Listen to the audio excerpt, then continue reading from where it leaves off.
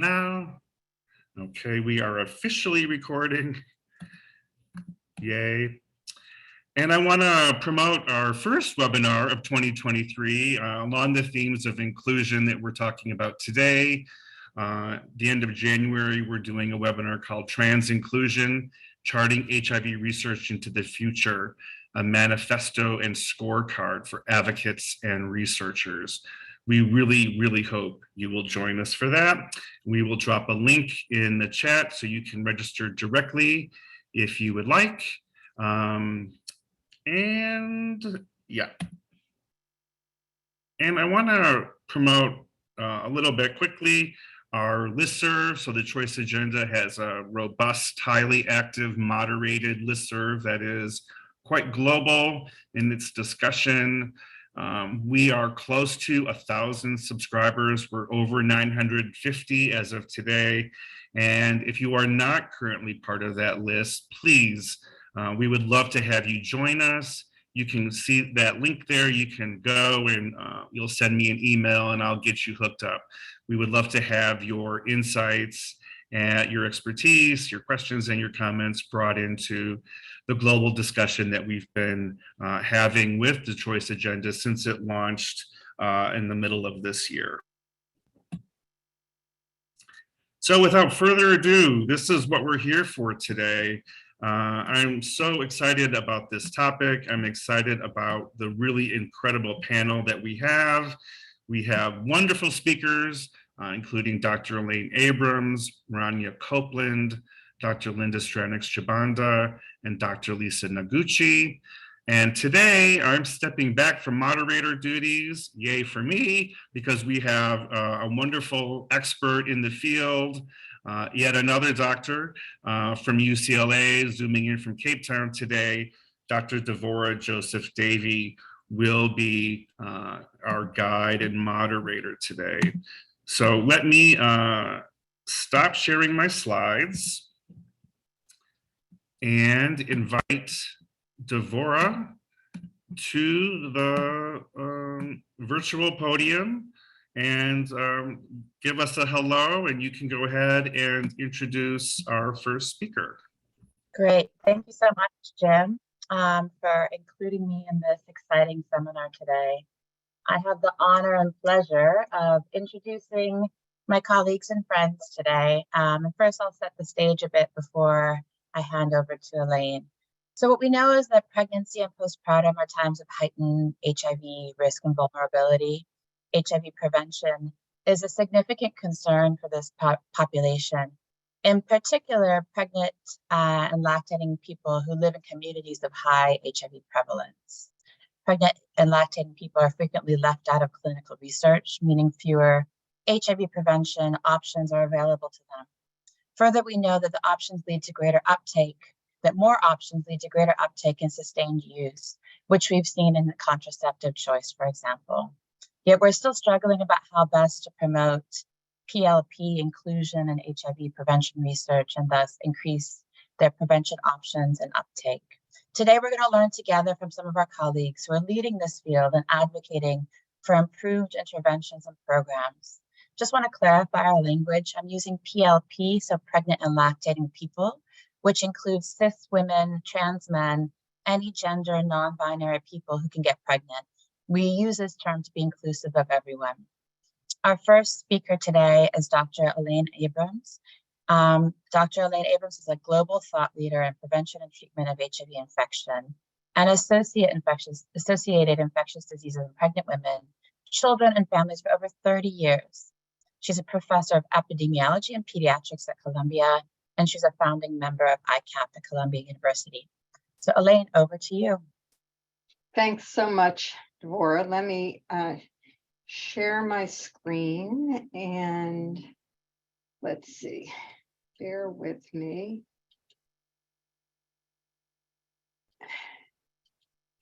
Do I have the right screen now? Yes, perfect. Great. Okay, so I'm going to start by saying that over 30 years means I'm an old dog and still working on updating language in this work. So I will be using the word women, but it's not intended to be exclusive, actually. It really is intended to be speaking to all people who can become pregnant. So I'm going to be setting the scene on research and development related to HIV medicines for pregnant and breastfeeding women. And once I figure out how to move my slides forward, I will start the talk. Bear with me. I'm a little stuck here. Oops. Okay, here we go.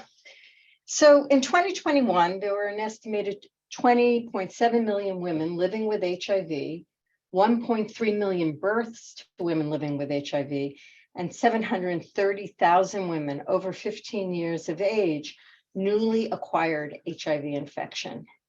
As Dolores said, women face substantial risk of HIV infection during pregnancy and breastfeeding in high burden countries, and some studies suggest a relative increased risk of HIV acquisition during these periods.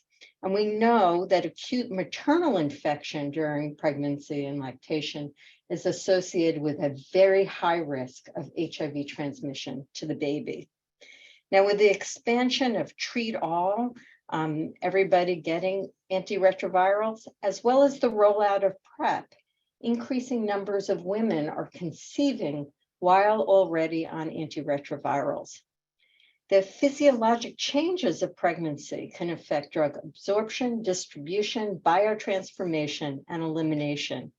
And ARVs in pregnancy can be associated with adverse birth outcomes and or toxicities, particular to pregnant women and their babies.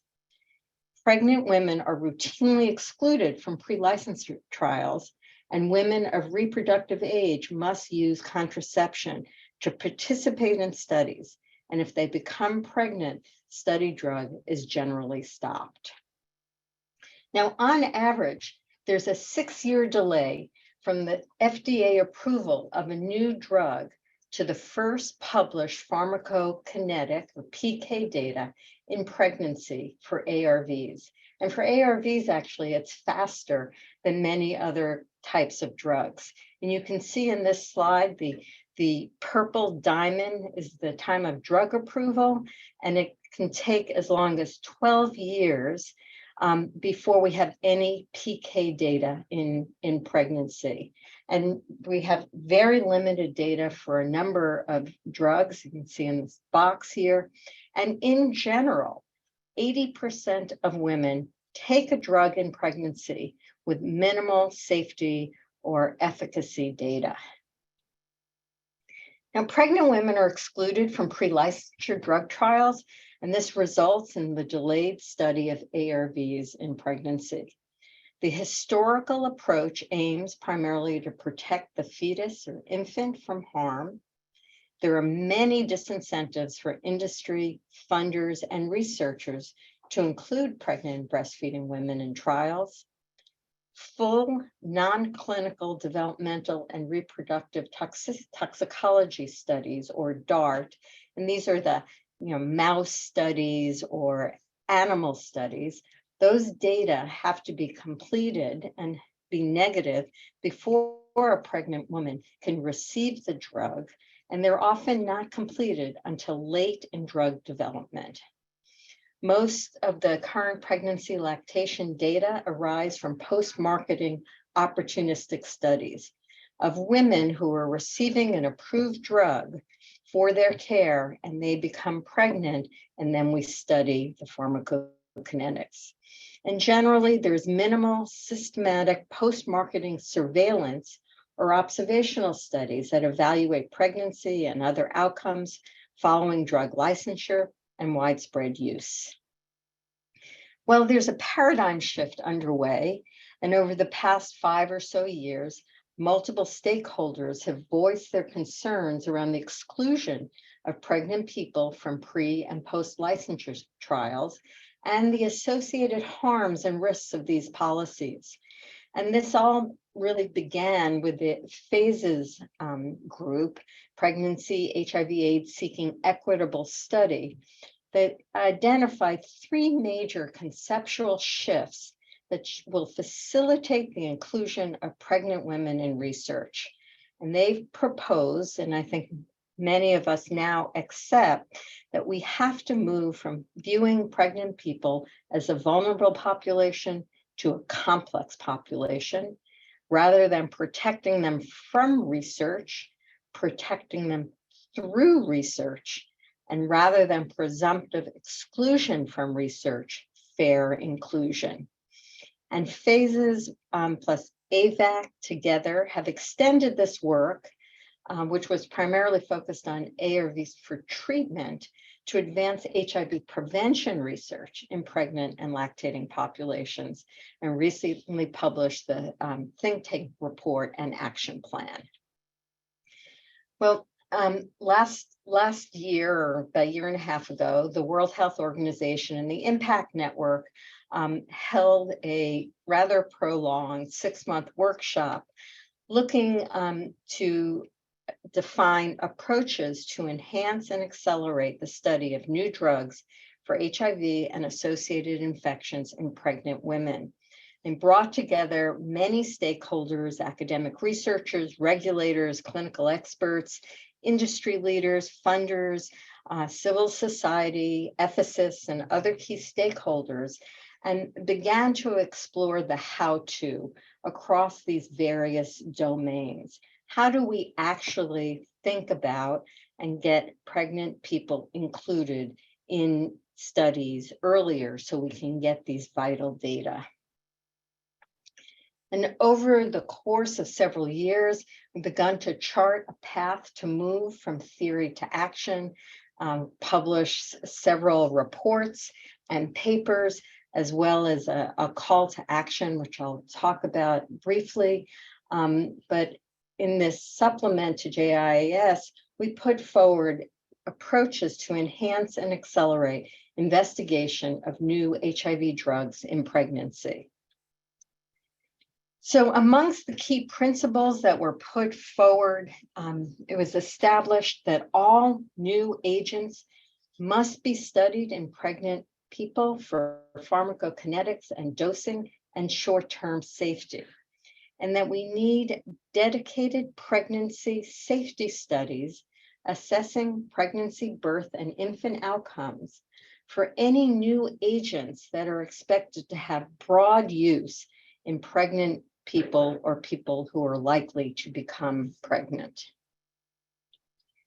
We also put forward a new timeline or framework. As you could see at the top here, phases 1 through 4 are the phases of drug development or pre-licensure study. And typically, pregnant women are excluded from phases 1 to A to B, phase 3. And post-marketing in phase 4 is when we generally obtain pregnancy PK and dosing data, and surveillance of outcomes may or may not be done. Well, in green, you could see the proposed steps for accelerating ethical inclusion of pregnant women in research. And that begins by doing these non-clinical animal studies earlier in the timeline of drug development. That's in the dark green. Once those are completed, women who become pregnant in these pre-licensure studies can consent to stay on the drug and have PK and safety data collected. Once those early studies are completed, you can also enroll pregnant women again to determine dosing and safety. And once you have dosing and safety, you can plan and begin these larger studies that look at pregnancy safety compared with current regimen of new agents. Of course, all of this has to be done in the context of a comprehensive strategic surveillance system so that you can see outcomes on large numbers of exposures. For those of you who prefer words to pictures, this is a summary of these same key principles: performing non-clinical developmental and reproductive toxicity, or those DART studies earlier, that allows women who become pregnant in these pre-licensure trials to stay on study drug, and to enroll pregnant women to determine PK and safety. You can then conduct dedicated pregnancy safety studies for key agents with expected broad use, and expand active surveillance. Most importantly, women of people of childbearing age affected by HIV should be involved in all steps of research. So this work also resulted in a call to action where we called upon all of the key stakeholders, civil society, regulators, researchers, industry, and put forward what they could do and need to do to move this agenda forward. And now more than ever before, we have to act together and transform the current paradigms and ensure that no mothers, no women, no people are left behind. And we really want to have the future when women of reproductive age will no longer shoulder the burden of having fewer options to stay HIV-free, remain healthy, break the chain of HIV transmission. A week ago, we met in Rome at a high-level dialogue meeting that had historically been held just around pediatric ARVs. We're able to include the pregnancy agenda and began to see some stakeholders making commitments to try and move this forward. So hopefully we'll see some transformation over the months to years ahead. Thank you. Thank you so much, Elaine, for leading this field and all the important work that you and colleagues are doing to ensure equitable access to ARVs and for prevention and treatment. Does anyone have any clarifying questions before we move on to the next presenter? You can raise your hand or put it in the chat, if so. If not, we will move on. Thank you so much. And Elaine will be around at the end as well for the discussion. So our next speaker is Rania Copeland.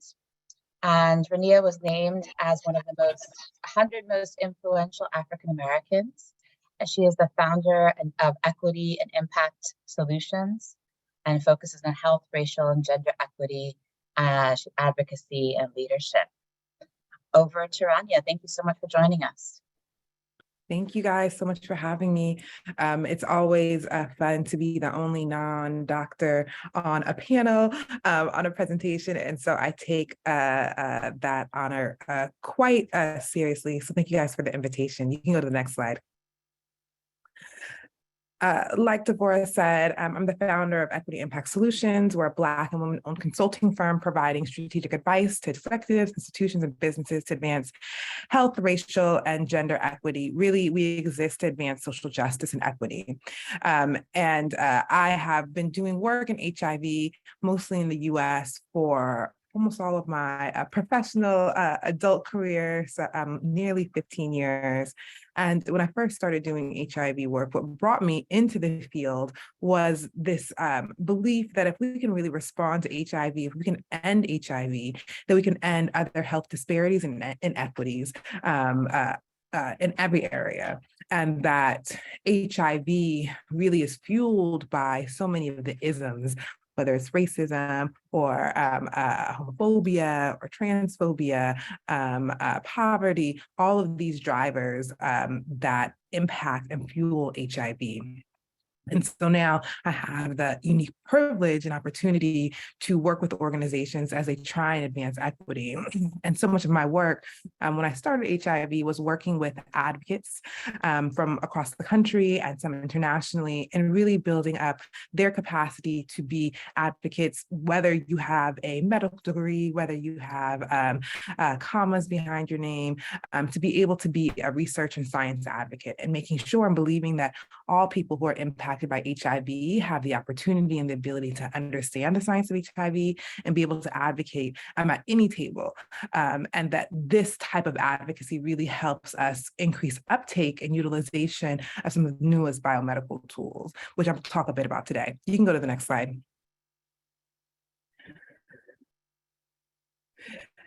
So we talk now about ending HIV, and I think this is a new concept that has really become prominent over the past decade, really with the innovation and the advent of pre-exposure prophylaxis. And now we have all of these new biomedical tools that are coming down the pipeline. We have long-acting injectables. We have vaginal rings that are being used in some global settings. We have these various tools that really do give us conceptually the ability to end HIV. But I think HIV really also offers us a case study in some of the challenges and opportunities of ending an epidemic. We have some amazing biomedical tools, but what does it matter if it's not available to everybody, whether it's because they're not indicated for certain populations, because they weren't studied in those populations. This is, I think, a challenge that we've consistently seen when it comes to pregnant, lactating people. We've seen this happen with cis women as well, that trying to get approval for medications really being fast-tracked without making sure that communities and populations that can benefit most from these medications not being included in those conversations, not being included in those clinical trials.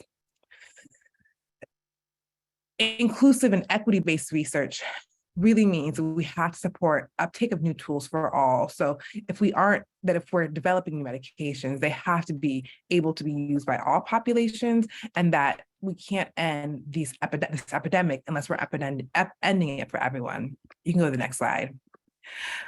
Equity is something that, particularly after 2020, I think has really taken a stronghold of the work that we do. And centering equity, I think, is something that we think is always an important part of our work, especially when it comes to ending HIV. But I think that it's important that we distinguish what equity is, right? Equity refers to fairness and justice, and it's different from equality. Equality is about making sure that everybody has the same thing and has the same access to everything. Equity really means that we're recognizing that we're not all starting from the same place, and acknowledging that we have to make adjustments to these imbalances. And that's a process that's ongoing. It has to require us to identify and overcome intentional and unintentional barriers that arise from bias or from systemic structures. And inherent within equity and really achieving equity is also acknowledging patriarchy, which is a system that we all live in, which is really about believing that some people, usually men, have the ability and can make decisions for all of us better than we can make decisions for ourselves. And for people who can get pregnant, people who are lactating, a lot of the oppression that we experience is because of patriarchy, right? It's because we're not in positions of authority to be able to define for ourselves. You can go to the next slide. And so research has a long history of explicitly and implicitly disregarding cis women and pregnant people, as we heard just recently from Dr. Abrams. And this historically has been how research has happened, really very much in trying to protect the fetus with disregard to the person who is pregnant. And again, here's this patriarchal conception that believing that somebody else has more insight and more urgency around our own bodies. We've had a huge amount of mobilization and advocacy, particularly over the past few years, the past decade, that's really pointed towards new models to end the evidence gap for pregnant people. There's been a huge amount of research from folks at AVAC, from Phases here in the US. I definitely want to make sure that we're acknowledging some of the two of the organizations that do work, particularly with people, with women living with HIV, from the Well Project and US Positive Women's Network, that really have pushed forward an agenda to ensure that there's inclusion of pregnant people in clinical trials and advocacy efforts. And so we have really some amazing new frameworks that point towards how to revolutionize and transform how we do research to ensure that pregnant and lactating people are not left behind.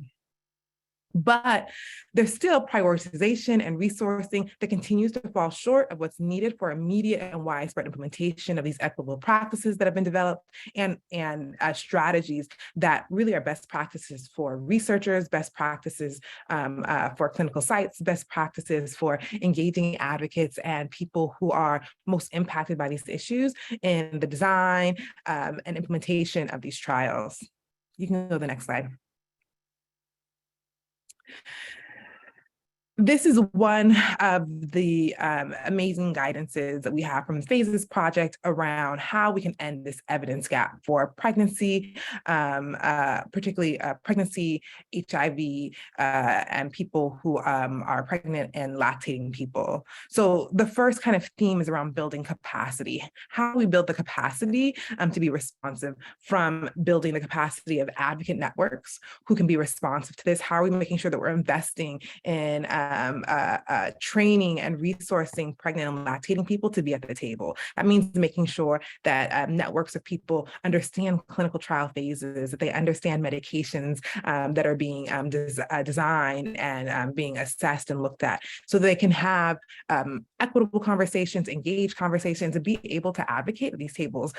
But that takes resources to build these networks. It takes resources to build capacity to have an advocate network that can be responsive. There's also the theme of supporting inclusion, achieving priority research, and ensuring respect.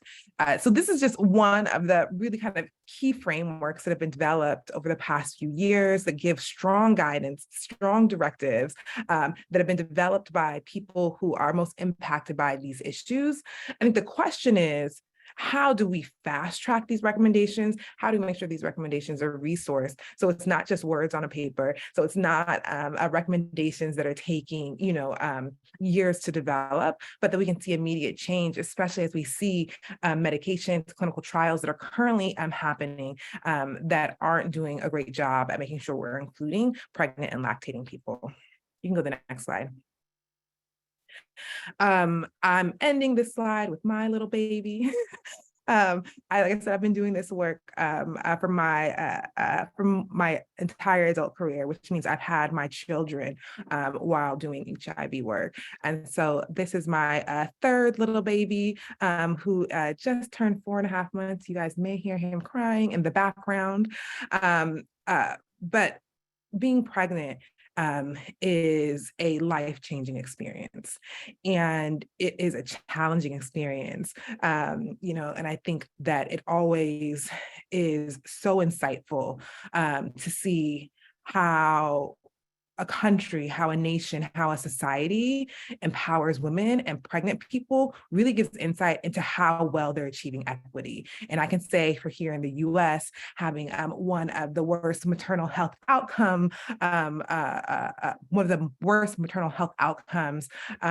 amongst other countries, shows very much the kind of country that the US is when it comes to how we prioritize women, how we prioritize autonomy and making decisions about our bodies.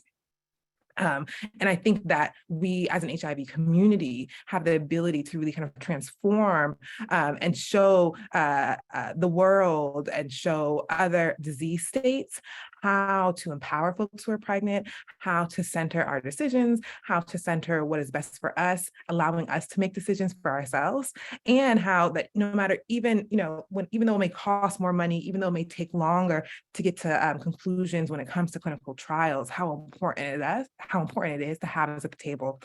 And that showing us that we're important means that you're doing that with resources and prioritization.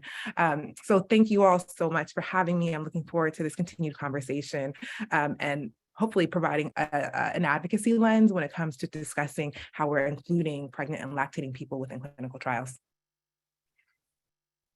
Thank you so much, Rania, and your baby is gorgeous.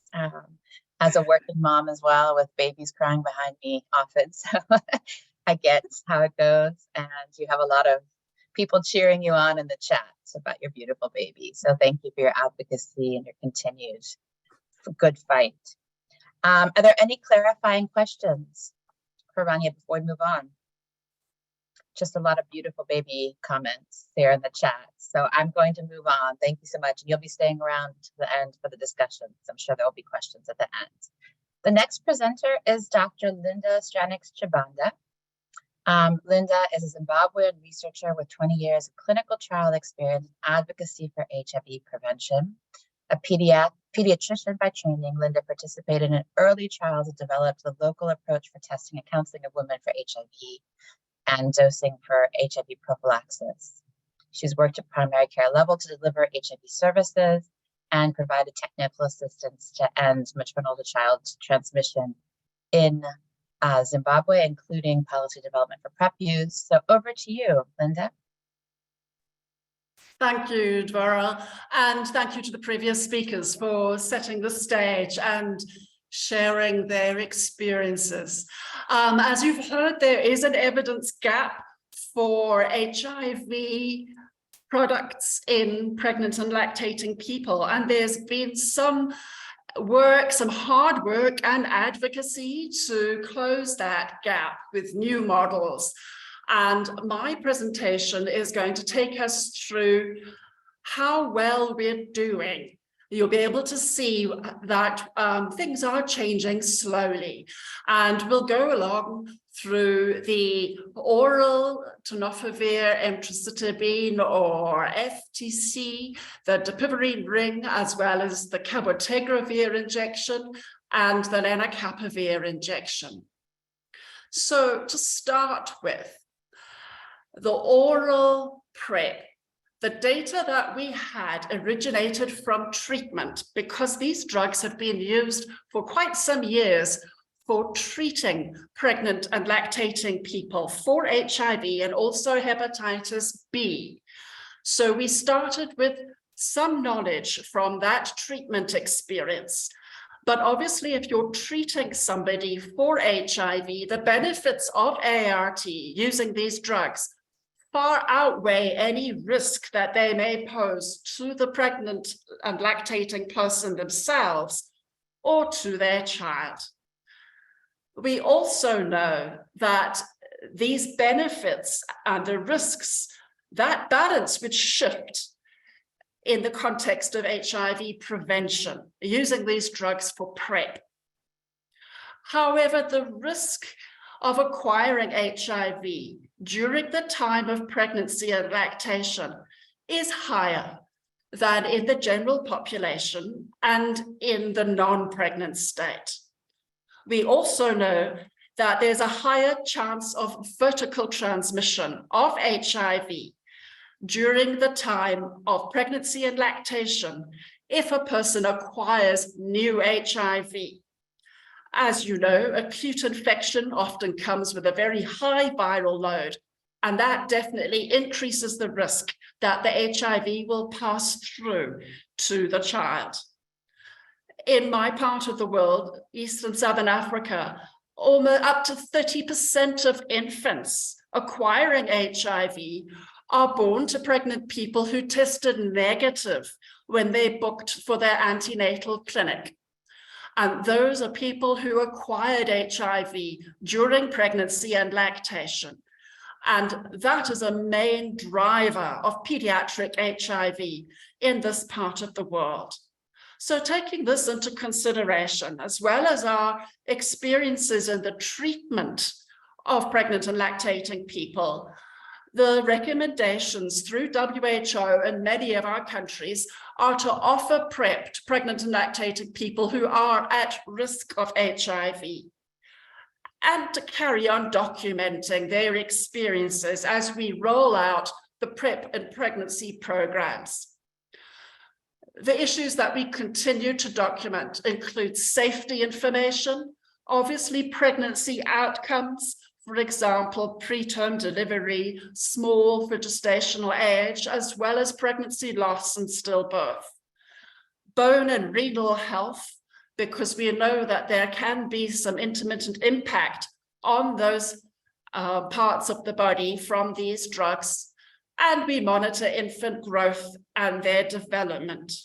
We continue to study the pharmacokinetics, looking at the drug levels in the pregnant person as well as in the child, knowing that the drug levels can be about 1/3 lower in the last trimester of pregnancy than in the non-pregnant state. So there's quite a lot of history about oral PrEP from treatment, and because we've been using it now for prevention, PrEP in pregnancy, for some years. The dapivirine ring, however, dapivirine was not used for treatment. So the information we have about the dapivirine ring comes exclusively from PrEP studies. And I'm glad to say that there are studies underway in pregnant and lactating people. The data we have about pregnancy were opportunistic, meaning they were collected from people who did conceive while they were exposed to the product in the main studies that they did to test the efficacy and safety of this new product. There are about 250 new pregnancy in the phase 3 and the open label extension trials. Now remember, the dapivirine ring was stopped as soon as the pregnancy was identified. It was removed. And the data that came from those pregnancies indicate that it is safe if that exposure occurs around the time of conception and early pregnancy, while the ring was still fitted. I'm pleased to say that there is now a dedicated trial for pregnant people, and they are enrolled in phases to be able to test the effect of the dapivirine throughout pregnancy and lactation. The study started with women in the latest stages of pregnancy, made sure that that proceeded well, and then began to enroll in earlier and earlier stages. There was a data and safety monitoring board review between each phase before they opened up enrollment to earlier stages of pregnancy. And those data aren't out just yet, but they will be very soon. So keep your eye out for data about the pregnancy and lactating exposures for the dapivirine ring. Moving on to cabotegravir, long-acting, that's the injectable form of cabotegravir. Once again, that is an ARV that has been used for treatment in pregnant and lactating persons. So there are some data from that experiences where a small number of people conceived while exposed to cabotegravir long-acting injections for treatment, about 25 cases in this particular drug. And what they found was that the tail phase kinetics from cabotegravir injections were within similar range as the non-pregnant women. So not much difference in terms of the drug levels in pregnancy versus non-pregnant state. Obviously, there are ongoing monitoring efforts. You heard about that strategic surveillance that must keep on going after a drug has been licensed. And those experiences are often reported to registries such as the Antiretroviral Pregnancy Registry. So there was some data from treatment and use of injectable CAB in pregnant and lactating people. Now we're beginning to get data from using CAB-LA for PrEP. There are opportunistic data from 63 new pregnancies in participants enrolled to the HPTN 084 study, and they were exposed to long-acting cabotegravir at conception and early pregnancy before those injections were stopped as soon as the pregnancy was detected. And those participants were switched to oral TDF-FTC PrEP because they remained at risk of HIV acquisition during pregnancy and lactation. So there are some data from those pregnancies that happened during the study. These data were shared earlier this year, showing that there were similar pregnancy outcomes from exposure to the injectable CAB during pregnancy compared to the exposure to the oral PrEP. We also saw from that study that the injectable cabotegravir was generally well tolerated in pregnancy, and the drug concentrations once again were similar in pregnant participants from the 084 study compared to those in another study who were non-pregnant. So that was early data that's beginning to come out of the HPTN 084 randomized trial. Now that study has moved into the open label extension phase. So in the blinded phase, participants were randomized to receive the cabotegravir injection or to take oral PrEP. They also had a placebo. So everybody got an injection and everybody had an oral tablet, but they did not know which was the active compound and which was the placebo. After the primary results were released showing superiority of cabotegravir long-acting for oral PrEP, there was an unblinded phase while the open label extension phase was prepared and set up at all the sites.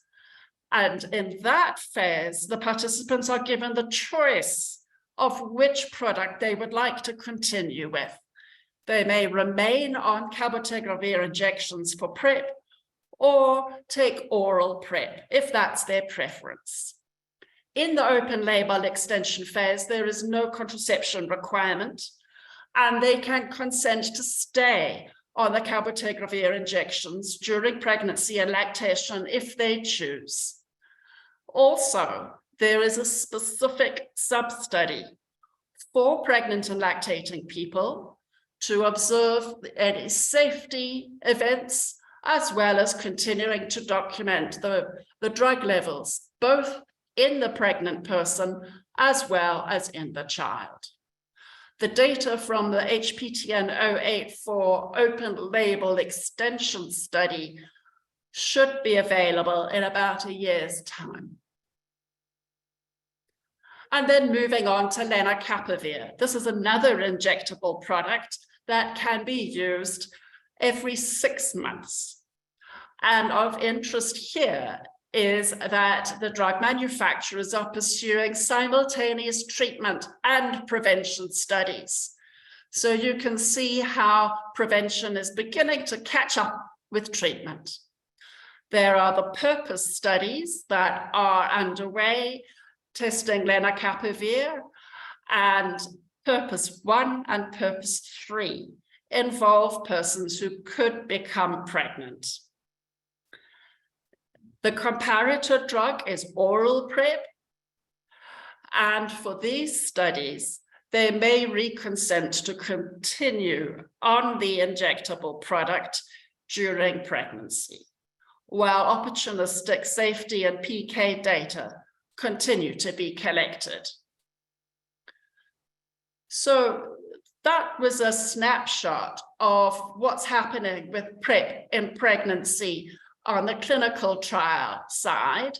And just a reminder that the ethical foundations underpinning these new models to close the evident gap for pregnant and lactating people in HIV prevention research is that there should be equitable protection from drug-related risks, as well as equitable access to the medications, especially because the lack of data leads to reticence to prescribe or take the medications. So we really do need to have these data, as well as equitable respect for pregnant people's health.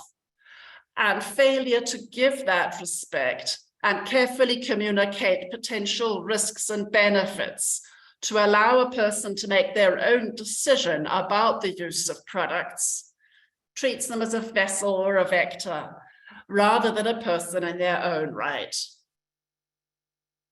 So to sum up, momentum is definitely building up for advancing HIV prevention research in pregnant and lactating people. But many gaps remain, and we've got a lot more work that still needs to be done. But I'm optimistic that we've begun to turn the corner. And that's all I had for you today. Handing back to Dvora. Thank you. I was on mute. Thank you so much, Linda, for the great presentation, comprehensive view of where we are. I share your optimism. Definitely, I think that we have turned a corner. And I also think that we need to start thinking about implementation now. So moving really from clinical trials. And we've seen this with CAB-LA in the United States, is that even though it's been approved, there's still so many hurdles to use and integration into standard of care. So hoping that these clinical trials, once they get far enough, like CAB-LA, can transition into implementation science studies that will lead to improved use. And I think the key message from yours and others is really about choice. The choice is really important. And I look forward to the discussion at the end so we can really talk about how to improve choice for all pregnant and lactating people. Are there any clarifying questions for Linda at this time? May I just put one word out there? I do apologize that I did not show my acknowledgement slides, and by no means is this work my own, and I would very much like to acknowledge all of the different networks involved in the clinical trial research, as well as the participants and the various groups that have worked on these models.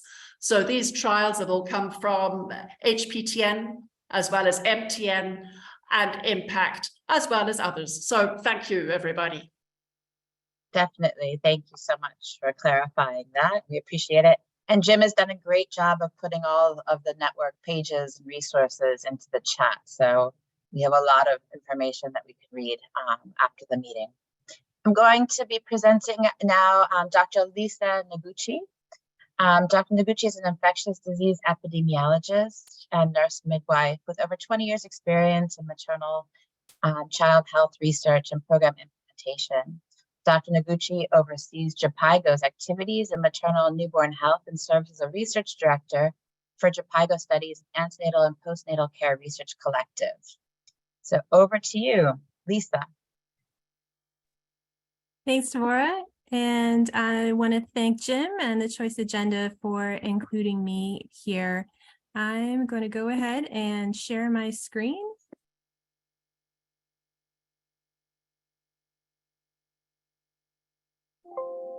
And just checking with you, Devorah, that this is showing correctly. Yes, perfect. Great. Thanks, everyone. Thanks again. And a special acknowledgement to the Mosaic team, of which I am a part. I'm affiliated with Mosaic, which is a multi-country project that is focusing on choice. And I'm the technical lead for pregnancy and lactation there, as well as serving as a senior technical advisor from JPIGO. So I'm going to talk about ethical inclusion of pregnant and lactating people in implementation research, discuss some common challenges that we face in implementation research, and briefly outline the Catalyst approach. And Catalyst is a multi-country study led by the Mosaic Consortium. Now, in Catalyst, we do refer to women, but that term is intended to be inclusive of all individuals assigned female at birth of any gender identity, as well as trans women.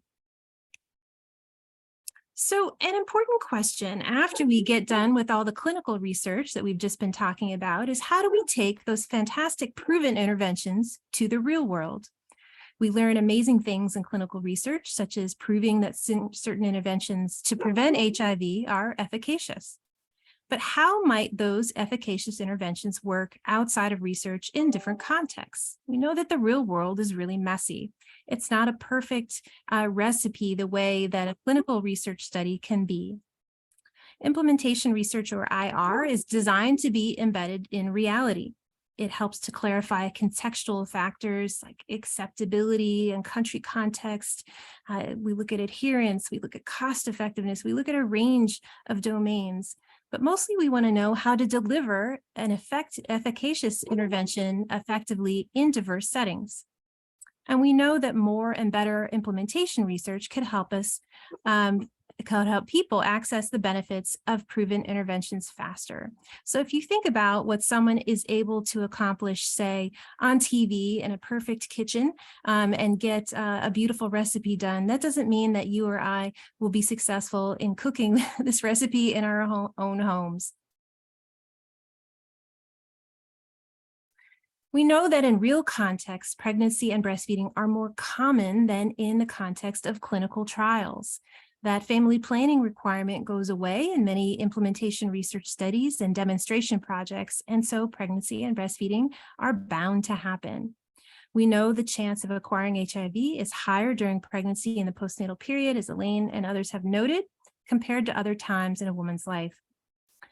And we know that countries need to be able to include pregnant and postpartum people in PrEP programming, but how do we optimize those approaches?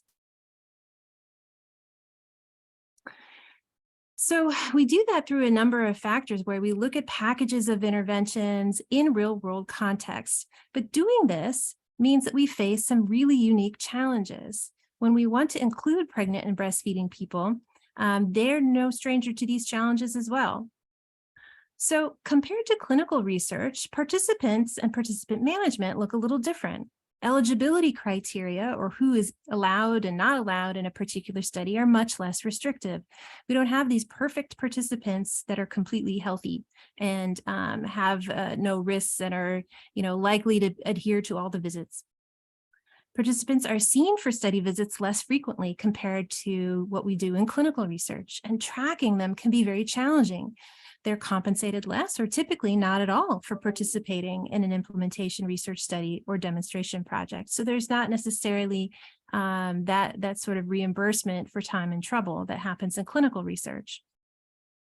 Study outcomes might be defined differently in different countries. And when we're using data from public sector health facilities, what we might define in a clinical research context could look different in a public sector health system context, and then look different in different countries. And some study outcomes that we might want to get won't necessarily be captured in public sector health service delivery settings.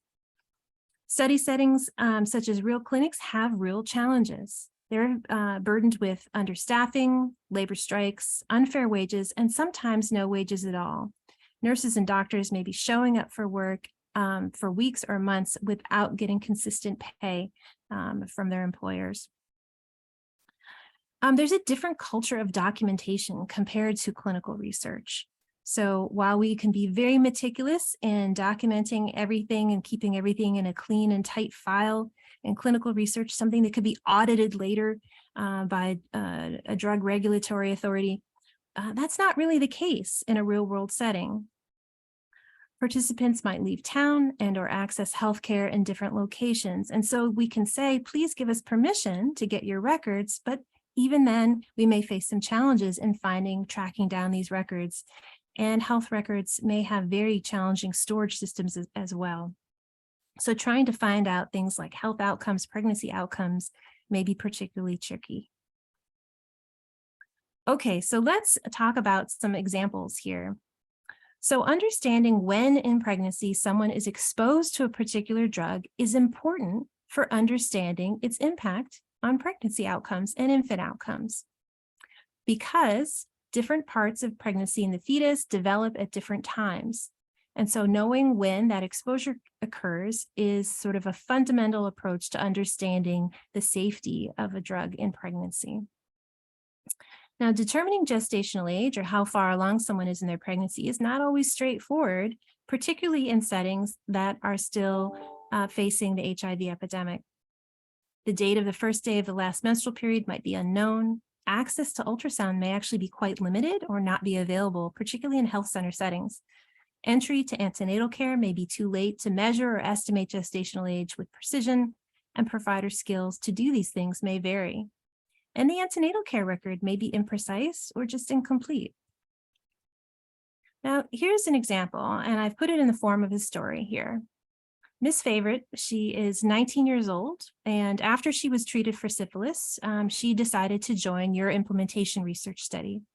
And she was using the dapivirine ring and then fell pregnant, as she was not actually using family planning. After you counsel her, she understands that the evidence so far looks like the ring is safe during pregnancy, but she ends up opting to switch to oral PrEP. She then misses her next follow-up appointment. And when you try to track her down, you hear from her sister that Favorite has gone to their mother's village to have a baby. And a few months later, she comes back to the study clinic for a PrEP refill, and you ask about her delivery. She can't recall the name of the health center since she was only there once. And unfortunately, her baby has passed inside the womb, but she wasn't sure if it was before or after she arrived at the health center in labor, because unfortunately, there wasn't a nurse available to check the baby's heartbeat when she arrived. And so taking a look at this little story here, what can you see that is different from clinical research? And you can put it in the chat.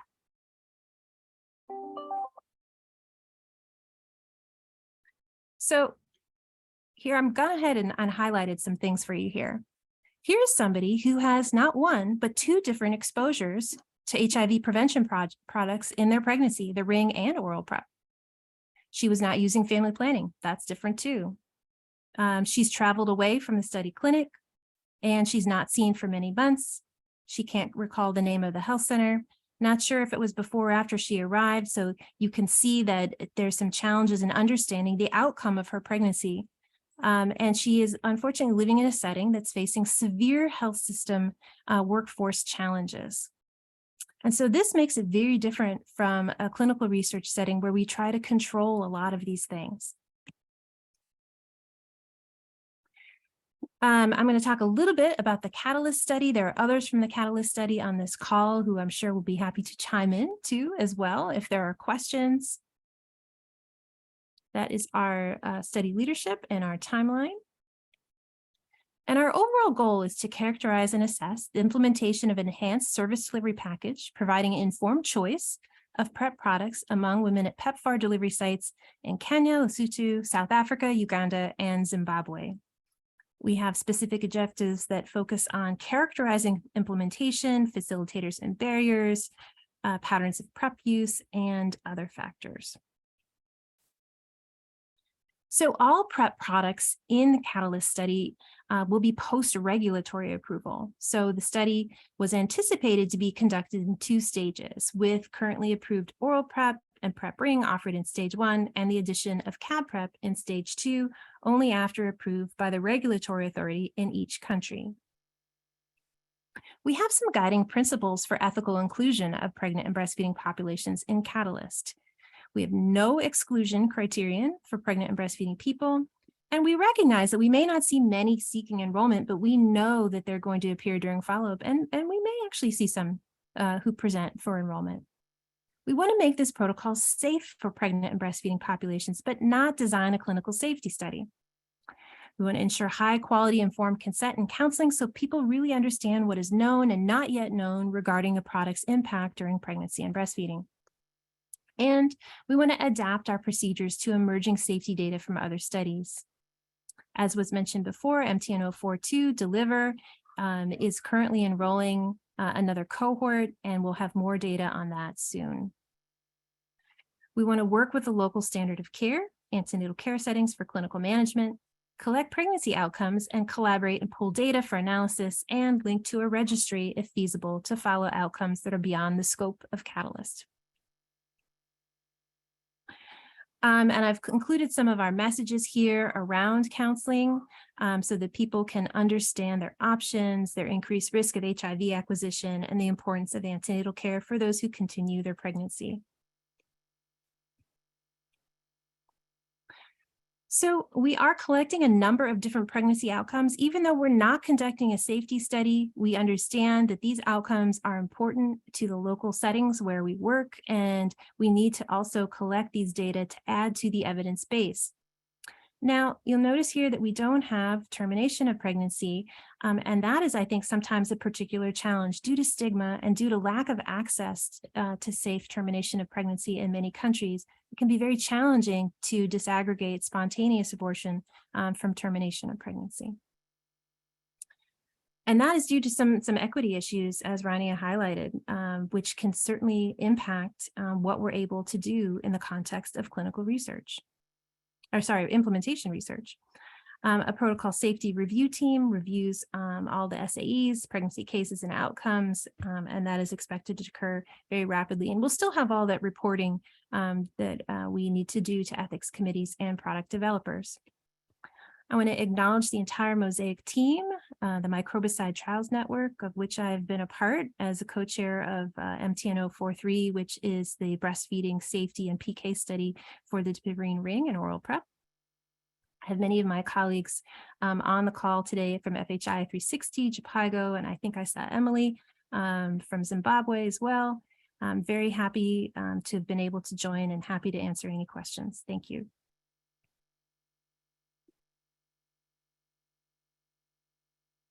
Thank you so much, Lisa, for the real world examples that we've all seen in our research. And I love the example of favorite because I think we've all had experiences like that. And then also really excited about the research that will come out of your implementation science research. So I'm going to open it up now for discussion. Does anyone want to raise their hand and ask any questions for all of the presenters or share anything from your own experiences?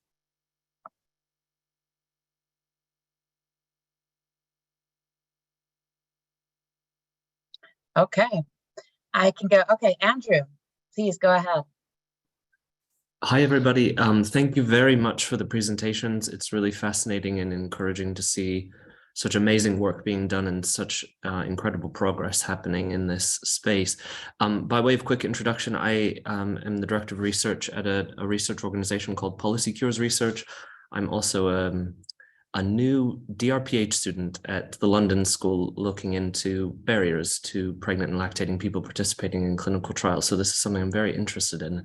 I'd be really interested to hear from any of the speakers about some of their experiences on the financing and insurance side of things.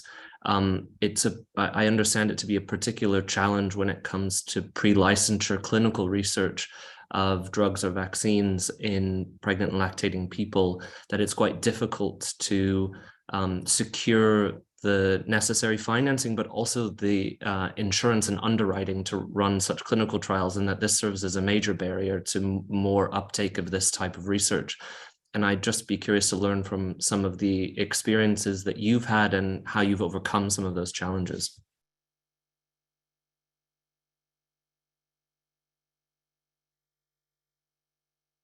Who would like to reply? So what I can say about that is during this workshop process, we tried to investigate that question and actually found it very slippery and very hard to get reasonable data or reasonable information about the insurance issues, other than it does seem that sites for particular trials have encountered sort of prohibitive insurance costs if they are going to include pregnant people. But we really couldn't get very far in that. Hopefully you'll be able to and inform us about it. Yeah. Thank you, Elaine.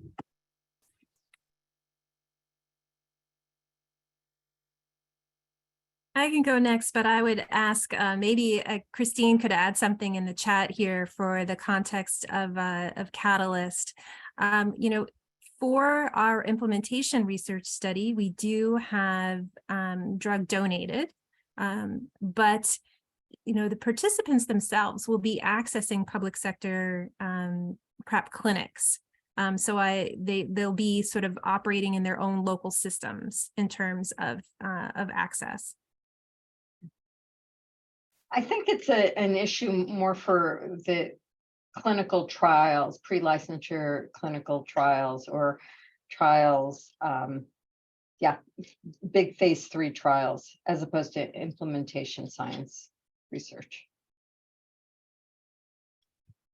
Well, thanks for sharing, Andrew. We look forward to your research on this topic. Any other questions? I can start asking questions that I received before the talk that I think are applicable. You've all talked about registries and databases to collect pregnancy outcomes. And I'd like to know how are we moving really to have one central database or registry that would collect that? And I think Elaine mentioned this as well, as collating all of the data on pregnancy and birth outcomes for people exposed to PrEP agents. What's the next steps with this? Can I comment there? I think that it's important to understand that one of the big issues is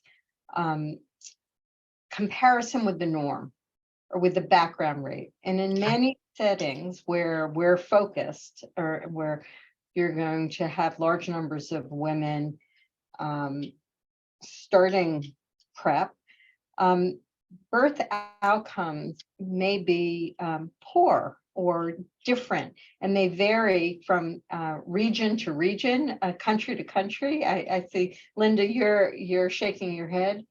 And that one of the issues around registries is if you're only collecting data on the cohort or people who are taking your agent, you have no comparison.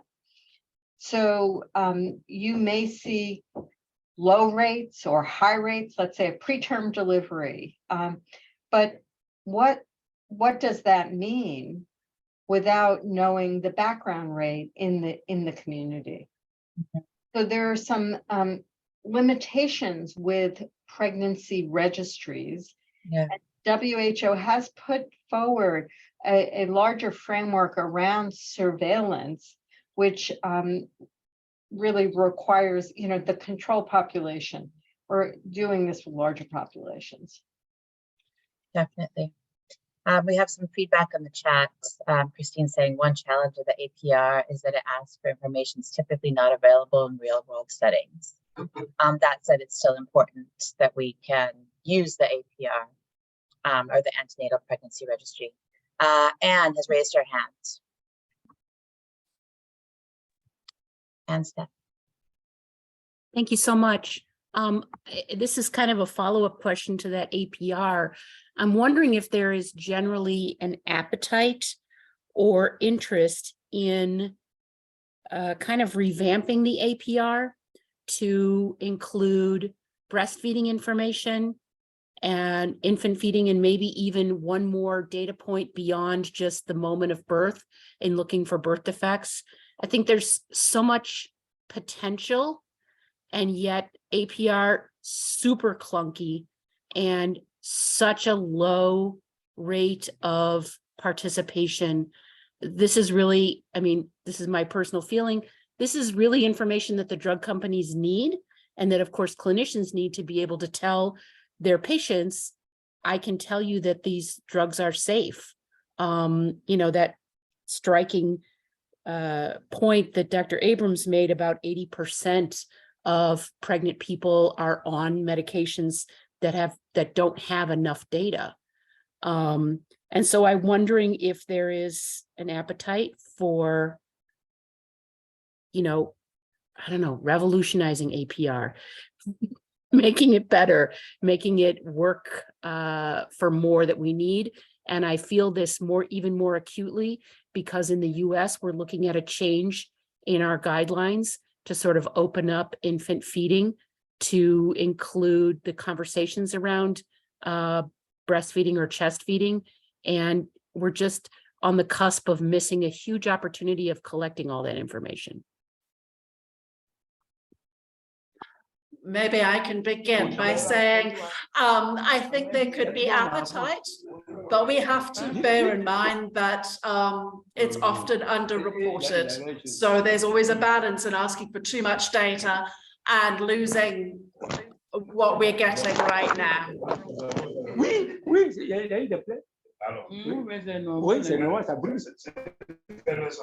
Can everyone make sure you're on mute, just if you're not speaking? Okay, I'm just going to go back to a couple of the earlier questions from Udom. Are there any concerns or opposition from IRBs, and what are the main concerns? So I've been conducting research in South Africa, and we've had a very supportive IRB. Have any of you expressed and had any problems with IRBs, and what are the main concerns with, I think, doing research in this population? That was the key question. I can speak from Zimbabwe. I'm generally the, not concern, but the sense of needing more support, more guidance, more training, especially with the new drugs. And also if there are alternative or novel study designs as we're moving ahead with HIV prevention, there are different types of trial design coming forward. So there's more of a call for tools and training as opposed to hesitance. That's my experience. I think in the US, there's a significant amount of resistance, though it's improved some. I think the way the US in general views pregnancy is pretty patriarchal. And so very much still, I mean, we've only seen like recent improvements, even when it comes to women or people living with HIV who are breastfeeding and chest feeding. And so I think there's more advancement. There's more kind of enlightenment around inclusion of pregnant and lactating people globally than we see here in the US. And there's still very much a concern first for the fetus above everything else. Yeah. Go ahead, Lisa. Sorry. Yeah, I would totally agree with Rania. I think, you know, we've had some good experiences in the US, but I think those haven't been the norm. So for some IRBs that are used to doing these types of studies, they kind of establish, they learn these competencies, and they learn how safety studies in pregnancy are done. So sites like University of Pittsburgh Medical Center, McGee Women's Hospital, you know, University of Alabama, they're accustomed to these kinds of studies. And so, or studies that are part of the MFMU network are accustomed to these kinds of studies, but they're not necessarily the norm, as Rania points out very, very correctly. So, yeah, and I think your point made in the chat is that we need to engage with IRBs, and so that's really important. Engage early.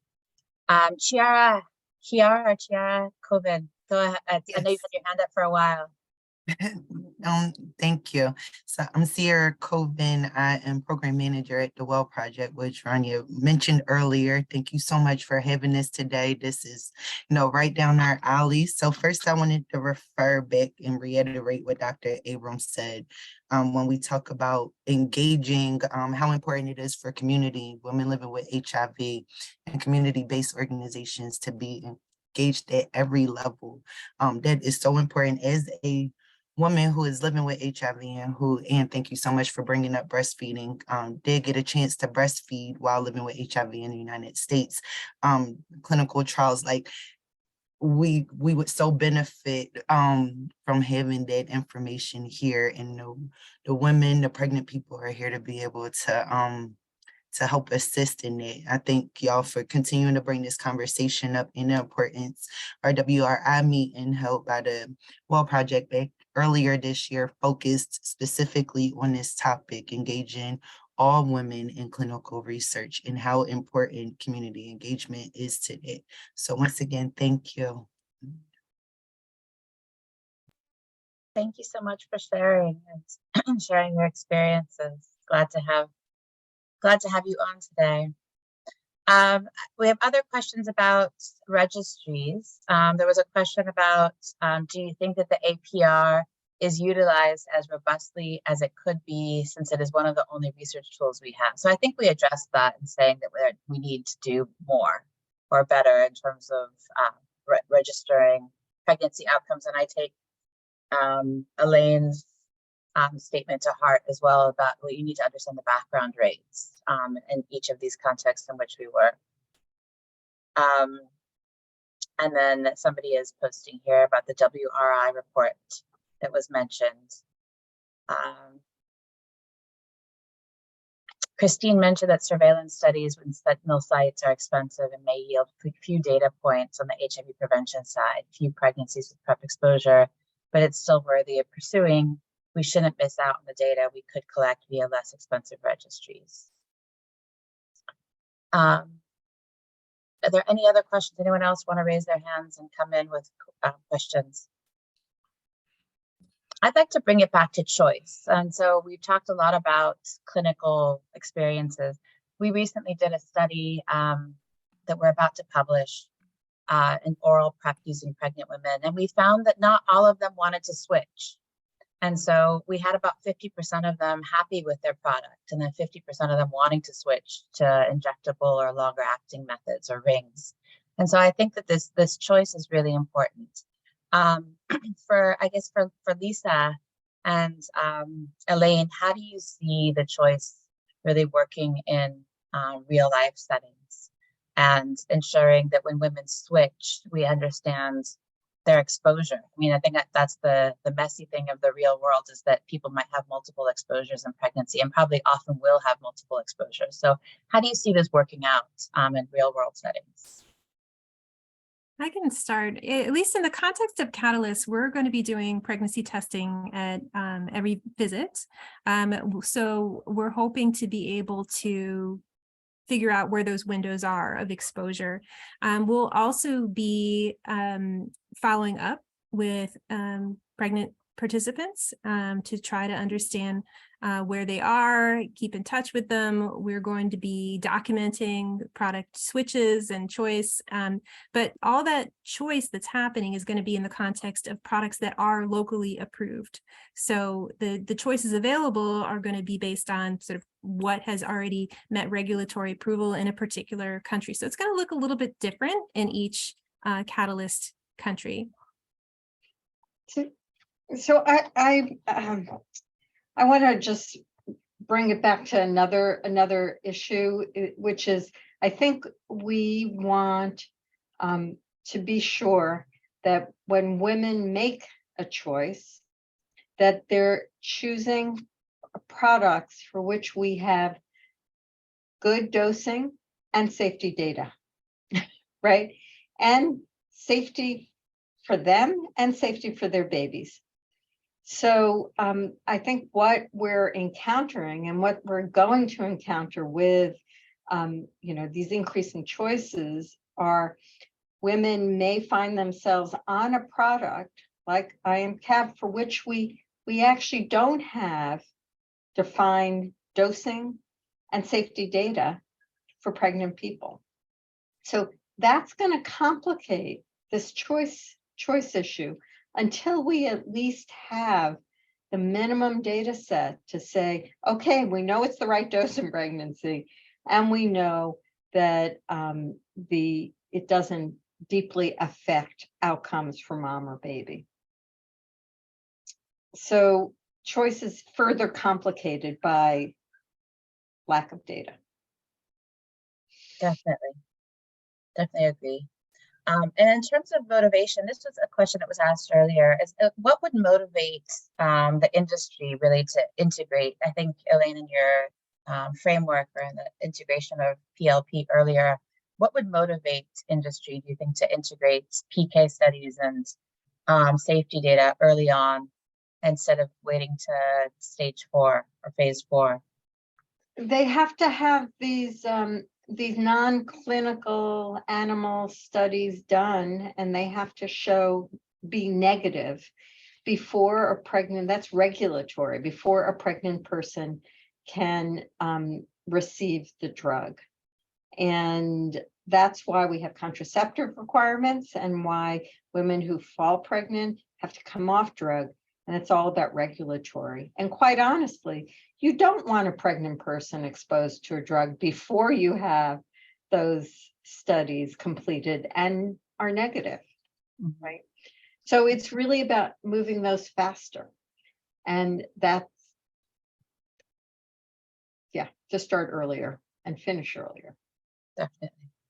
Thank you so much to our panel. We are at time, or 1 minute over.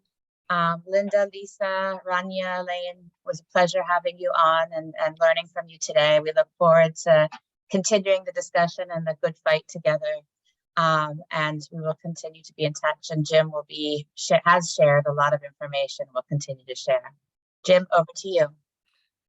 Thank you so much, Devora. You did a fantastic job moderating. I think I'm going to recruit you for all future TCA webinars. So I'll be sending you a schedule for the new year. And all of our speakers today, thank you, Elaine, Linda, Rania, and Lisa. You're all awesome. And everyone who came today, I know this is a tough time of the year. We're winding down, holidays are upon us. And so I really appreciate everyone who did make it, and the over 250 people who registered today for the webinar. I love the focus on choice, obviously, and people can't make choices if they're excluded from the research. And so making sure that all people who need these products and need options for HIV prevention are included in research, are included in clinical and implementation work is incredibly important. And that's why our next webinar in January will focus on trans inclusion. We know transgender people have often been excluded and outright ignored in our field and in our studies, and that's starting to change, and there's a lot of work to do in that space as well, in addition to all the work we need to do to support pregnant and lactating people getting the choices that they need and deserve. So thank you for that. You will be getting an email in the next couple of days with letting you know when all these resources are available, the slides, the recording, and a document with all the links that have been shared today will be available for you on the Choice Agenda webpage. With that said, I want to again thank you all for joining us today. Have safe and happy holidays, whatever holidays you observe. And we will see you on the other side in what looks like is going to be a very busy 2023. Thank you very much. Thanks, everyone. Take care.